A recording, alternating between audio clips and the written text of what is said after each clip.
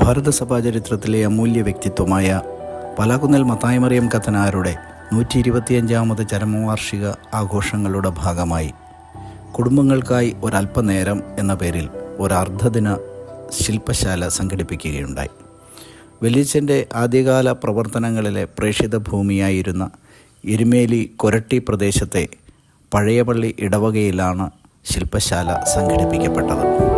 September 29 ഞായറാഴ്ച ഉച്ചകഴിഞ്ഞ് 2:30 ഇടവക വികാരി ഫാദർ കുര്യാക്കോസ് വടക്കേടത്ത് ശില്പശാല ഉദ്ഘാടനം ചെയ്തു.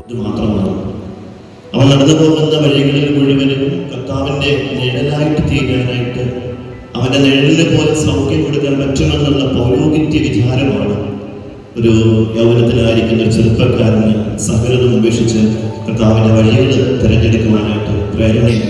പാലാക്കുന്നൽ കുടുംബയോഗം സെക്രട്ടറി ബിജോയ്സ് കറിയ പാലാക്കുന്നൽ വലിയച്ഛൻ അനുസ്മരണ പ്രഭാഷണം നടത്തി.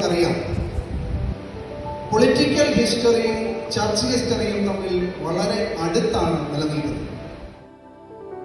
സൈക്കോളജിസ്റ്റും കുടുംബ പ്രേക്ഷിത രംഗത്തെ പ്രവർത്തകനുമായ ഡോക്ടർ PM ചാക്കോ ശില്പശാലയ്ക്ക് നേതൃത്വം നൽകി.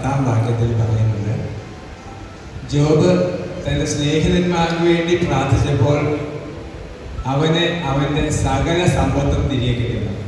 ജോബ് തൻ്റെ സ്നേഹിതന്മാർക്ക് വേണ്ടി പ്രാർത്ഥിച്ചപ്പോൾ അവൻ്റെ സകല സമ്പത്തും അവന് തിരികെ കിട്ടി. ആളുമാളുകളെല്ലാം നഷ്ടപ്പെട്ട നിരട്ടിയായി തിരികെ കിട്ടുന്നു.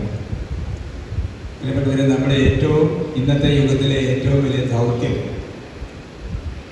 കുടുംബങ്ങൾക്ക് വേണ്ടി പ്രാർത്ഥിക്കുക, വ്യക്തികൾക്ക് വേണ്ടി പ്രാർത്ഥിക്കുക. ഞാനിത് പറയാൻ കാരണം, ഞാൻ വർഷങ്ങളായിട്ട് 35 വർഷമായിട്ട് കൗൺസിലിംഗ് ഫീൽഡിൽ ജീവിക്കുന്ന ഒരു വ്യക്തി. അതുപോലെ ഞാൻ കുടുംബയോഗം ട്രഷറർ ജോസി കൊച്ചുവള്ളാട്ട് ഏവർക്കും നന്ദി രേഖപ്പെടുത്തി. ഇവിടെ വരികയും മനോഹരമായ ക്ലാസ് എടുത്ത് എല്ലാവരെയും നല്ല രീതിയിൽ ഉൾപ്പെടുത്തുകയും ചെയ്ത ഡോക്ടർക്ക് കുടുംബയോഗത്തിൻ്റെ പേരിലുള്ള നന്ദി ആശംസിക്കുകയാണ്. അതുപോലെ തന്നെ ഇവിടെ എത്തിച്ചേർന്നിരിക്കുന്ന ഇടവകക്കാരെ എല്ലാവരെയും പ്രത്യേകിച്ച് ഉന്നയിച്ചതിൻ്റെ പേരിൽ നമ്മൾ നന്ദിയോടുകൂടി ഓർക്കുന്നു. എല്ലാവർക്കും നല്ലൊരു ദിനം ആശംസിക്കുന്നു.